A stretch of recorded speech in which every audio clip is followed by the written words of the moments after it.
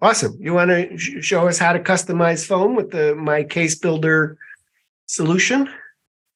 Yes, just give me a moment to see if I can share my screen. So while he's doing that, again, I've given you 4 different affiliate links. It might sound a little bit confusing. So if you just want to go to wgan.info/MyCaseBuilder, just below that where it says contact us, there's a little magnifying glass. You can search for Matterport and you will get 3, what'll pop up are 3 Matterport Pro3 cases and 3 Matterport Pro2 camera cases, and also a template example. All right, so you were going to show us an example of how to customize foam. Yes. So I'll just point, this is our landing page. If you go to the pre-made designs and you can look up cameras, Matterport will be there, or you can just search Matterport, and when you find something, you can open the application. I've opened our application. I've just opened a design file. Okay, so this one I can tell just looking at it. This is the Matterport Pro 2 camera case that includes, in this example, I see the iPad. It was a smaller version of an iPad because this was done many years ago. And so let's say you wanted to take that iPad and lay it flat as opposed to have it lay into a slot. Yeah, I forget. I think we did this in 2018, 2019. I can't remember. But this was the Matterport 2 case we did. It was in a IM 2620, which is a Pelican brand case. Pelican has several different products. And this was the big shape for that Matterport Pro 2, which was a much bigger camera. Matterport Pro 3 it's much nicer, compact size. And we just had a generic storage space here, and we had that tablet sliding straight in.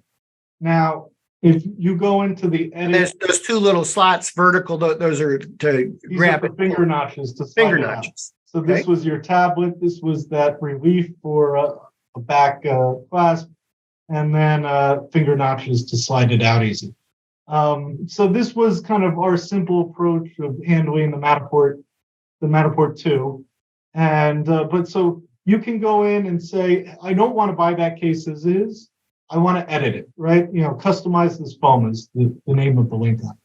So you might say, I want to make this cavity a little bigger or something like that, right? But perhaps what you really want to say is, my tablet isn't going to fit in there. That's not how I want to store it. So I'm just going to delete it. I just click delete. I want to store it flat like we've done with these Matterport 3 cases. I want to put it over my catch-all here. And I said, well, this case is 8 inches deep in the base, so I can make this right here a little bit deeper. Maybe I make it 7 inches deep.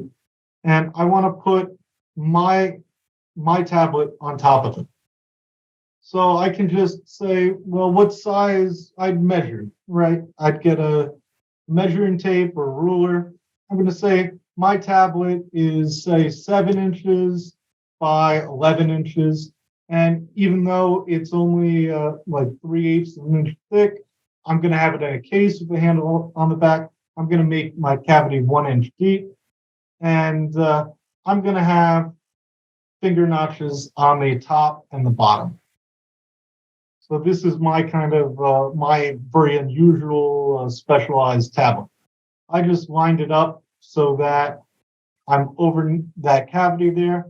I'm gonna just click this merge button to make my shape real nice.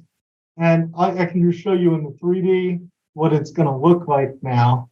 So now I've kind of done the same thing where I've got a big cavity here, and I've put a nice flat space to lay my tablet that I just measured up, and I put in finger notches to make lifting that tablet out a little more easy.